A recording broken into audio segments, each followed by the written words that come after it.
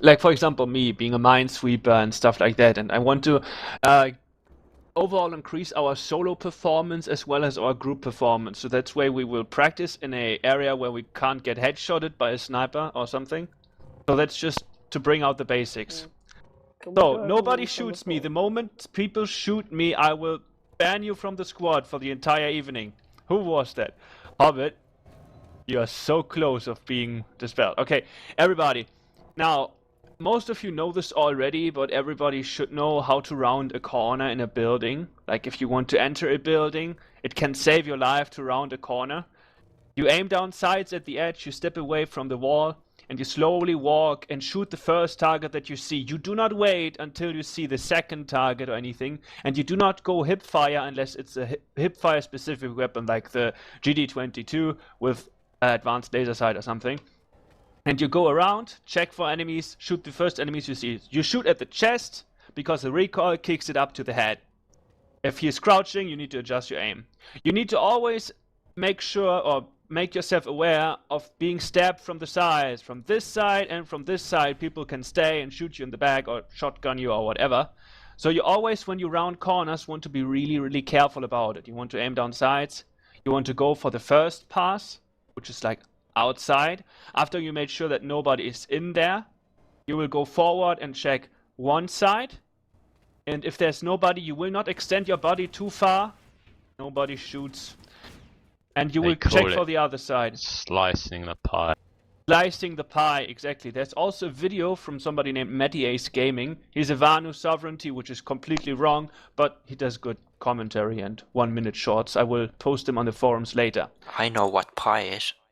Okay, so you know how to slowly round a corner or slice a pie. So please be aware of that. I want you to do that in real combat as well. It increases your survivability. And if you see 3 people rounding a corner, guess what you don't need to do? Around the corner. Exactly, but instead, look where they are not looking. There could be a light assault from the top, tossing C4, laughing his ass off. There could be somebody from the back. There could be a tank in the distance or anything. Be a bit more aware. If you see, for example, Amicus, Batista, and Ridero doing the perfect thing of slicing the pie, then you just make sure that the other flanks are safe. And if there's too many people on one spot, it's very easy to die from a corrupted hobbit throwing a tank mine. So just keep that. The other thing, everybody should know, if I give the command, information, everybody gets information at my position, get information at my position. Well, generally speaking, engineers middle, medics back. We only really have heavies. Yeah, we only really have heavies, but then again, it's good for practice because on open field this composition is not that great, or this formation is not that great, because we actually have guns incapable of firing because the back of a heavy assault is in their way. So what we're gonna do is just don't bother a lot of like positioning or numbers or any shit, but try to just spread out in a line. Just basically, if I say fire line, then everybody tries to, on my shoulders, form up a line so that everybody can shoot and nobody shoot anybody's back. Keep in mind, if you do this only in open field combat. Why do you do this only in open field combat? Because there you need to cover ground. Most open field combat battles are lost because some Vanu or some TR managed to get farther right or left than you do. So you need to counteract that. And if we have 2 squads of 48 men spreading out reasonably, like this poor execution of what you are doing here, then we can cover up so much ground that they basically cannot flank us, and we win the battle, because our weapons are medium to long range weapons mostly. We win the fight. So I suppose you have to think of it as all these little things that add up into one big like force multiplier, and every little thing you add to it increases your chances of winning. Exactly. You know that I'm monologuing a bit, but I'm not giving you like every single detail of every single combat action at once. That is because I want you to actually, remember it and witness it. So, okay. Napoleon, Amicus, for the sake, switch to medics, so that we have an even number. So we're going to practice this just for a second. Another thing I want to test with you, and then you are allowed to fire your guns properly, is suppressive fire. How to switch with suppressive fire partners. Because suppressive fire is only effective if you constantly shoot. So if I say in spare formation, which is the formation we first learned, Batista, Bowski, and Neo Kingster stand in front. Ridero, Corrupted Hobbit, and Madhawk stay in the middle. And Mr. Milo, Napoleon, and Amico stay in the back. This is the spare formation. We're gonna do that for like pushing. Everybody should be aware of that. Now, if I say fire line, the heavies basically stand where they are, and medics and engineers react to one another and spread out on the sides. Just as a heads up. I know it's tactically not that smart to put the weaker fighters on the sides and the main bulk of the heavies in the middle, but it's just for training, so you know how to spread out. So I would, for the sake of it, I give Neo Kingster temporary lead. So Neo Kingster is your beacon. He will not move because he doesn't need to move. So spare formation is easy. Everybody get in spare formation. Face me. Face me. I'm a big bad Terran. Face me. Batista, you're doing it wrong. Not even the simplest commands, Batista. I'm disappointed. Okay. Now, fire line.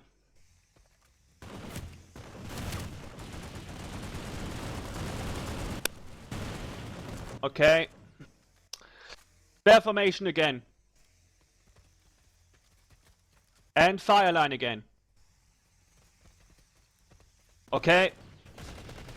You're performing reasonable enough to give it a pass. Okay. One more thing. Suppressive fire. Suppressive fire is actually viable in this game. It doesn't have a mechanic like in Battlefield. But basically what you want to do is not... This is not how you do suppressive fire.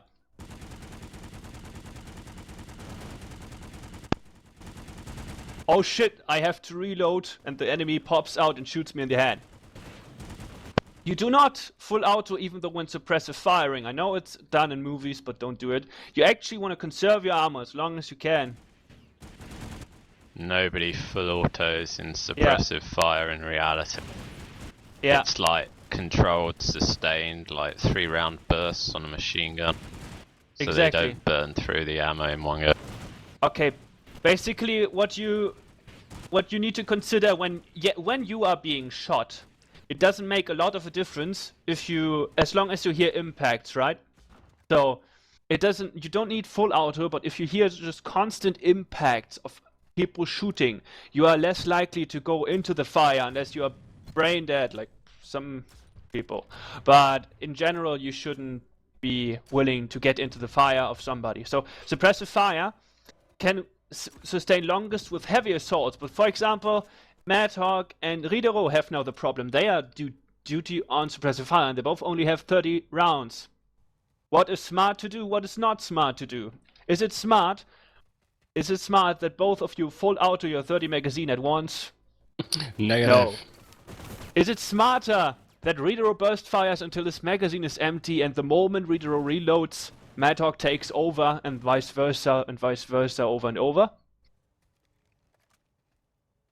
Yeah, and you will gonna be Just let's so test smart. it. You will gonna be so smart to show me. So Ridero, you start. Suppressive fire on that door. Wrong. Conserve your ammo. Okay. Good. Ridero's going. Madhawk, say when you take over. Okay. Reloading. Okay. Hey there. Hey. Okay. Okay, so Reloading. you don't need to both reload, but okay, good. You're a bit out of sync. Ideally, Batista, you look like a reasonable soldier. So, you're gonna, when I say reloading, you're gonna say taking over, okay? So I'm shooting. Ridero, you can ceasefire for the moment. I said reloading. Batista, take over. Okay. Now imagine his clip is empty. He has 100 shots. I don't want to wait that long. Say something like reloading or do something. Okay, he wants to fuck it up. Okay. Taking over. Good. So you get the basic idea of it. Suppressive fire. Now, if I give the suppressive fire order and you see two people shooting shooting whenever, you don't need to shoot on that door. You don't. It's not your task, it's not your duty. So don't shoot at the door, and especially don't dance in front of that door when you know it's under suppressive fire. You will just give your allies grief points. So when Ridero and Batista, now I mix it up a bit, give suppressive fire, we want to approach the door that we are advancing to, not by going like this and showing our ass to our allies, getting shot in the back and stuff like that. We want to actually make like a curve around, so that way we avoid friendly fire, and we also avoid getting shot by people that actually... There are some people that are actually stupid enough to see fire and say, hey, it's an enemy.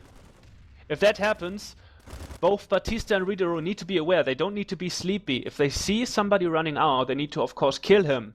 Otherwise, the suppressive fire has no threatening effect. Because the bullets don't kill anymore, and then people get used to it and run out. Okay. No, it doesn't.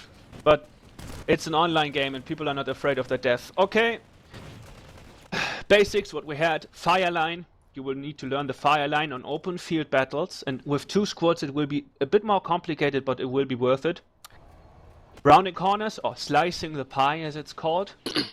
I want you to always slice the pie, no matter if there's no fucking enemy around and the allied radar or anything shows. If it's hostile territory, you will slice the fucking pie. I don't care. What if we have a radar flash? What if there's no pie? No, You this is eat the pie. cake Right here, or this cakes is the pie. or whatever. Cool. What you Okay. have to do is you have to do this. Okay, It's a third lie. thing is suppressive fire. And after a while, suppressive fire becomes obsolete because the allies already reached their goal, which means reaching the door so they can slice the pie. You know, it all adds up. Suppressive fire to get to the door and then slicing the pie to get in the building. And then you don't suppressive fire anymore, or I will give you the specific order to not shoot. But sometimes I might be overtasked. Everybody can now change his classes again to what he wants. And we will see if we have enough. If the composition is good enough or anything. Slicing the pie obviously extends to every room you go into, so... Yeah, exactly. If you go for the first door, then you're not having a free pass of being a noob again. So everybody just try to pretend to be pro. Just imagine for a short second, if you see, as a random player, 12 men with the same outfit tag, being all tactical and shit, and slicing the pie and not getting overwhelmed by an ambush, but actually shooting the infiltrator that hides in the corner, getting in, neutralizing the mags because they all are calm and aware, and then just imagine that random seeing us. You imagine what effect that has. I want this effect for us. So everybody, we are mobilizing. Everybody get in. Need more medics.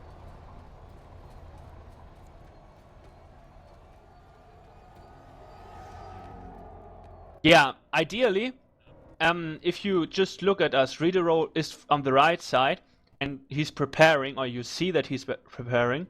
You don't need any vocal signs, even though for the start it might be like necessary. Yeah. Exactly. Ridero, go back to the starting position. Ideally, you want 2 soldiers to slice the pie at the same time. And for example, if you see Ridero and Ridero sees me, it's basically self-explanatory that we are gonna slice the pie. So Ridero or I say go, so that the other knows, and if he's not ready, then he says no. And yeah, if I say go, for example, we slowly slice the pie together. And then I for example know that Ridero is covering my left. I trust Ridero to cover my left. So we're gonna carefully extend. That means slicing the pie you just do to like half extent, because you know that the right side is already covered, and if you both look at the same position when slicing the pie, then that whole thing becomes obsolete. You might as well run in 1-on-1. So if I look left, Ridero looks right. If I look behind his back and say clear, then he can go in and also look behind my back and say clear. And only if a room is cleared, or if you stated that the room is cleared, which we will always now do if the room has no enemies in it, it is clear, for anybody who doesn't know. Then we can run around like rampant idiots and jump into buildings again and do all fancy stuff and let Garn Viper and Kanukia get a team killing spree and stuff like that. But before that, I want you all to be awesome in Slicer Pie.